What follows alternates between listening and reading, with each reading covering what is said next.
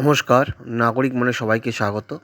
এই মুহূর্তের সবচেয়ে বড় খবর, অবশেষে জেল মুক্তি পার্থর। প্রাক্তন মন্ত্রী চাকরি দুর্নীতিতে গ্রেপ্তার এবং অবশেষে জেল মুক্তি। জেলমুক্ত হলেন রাজ্যের প্রাক্তন শিক্ষামন্ত্রী পার্থ চট্টোপাধ্যায়। এসএসসি নিয়োগ মামলায় ৩ বছর পরে জেল থেকে ছাড়া পাচ্ছেন তিনি।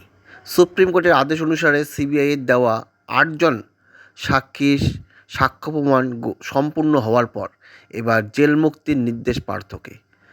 পার্থ চট্টোপাধ্যায়ের সঙ্গেই জেল থেকে মুক্তি পেতে চলেছেন এসএসসির প্রাক্তন চেয়ারম্যান সুরেশ ভট্টাচার্য।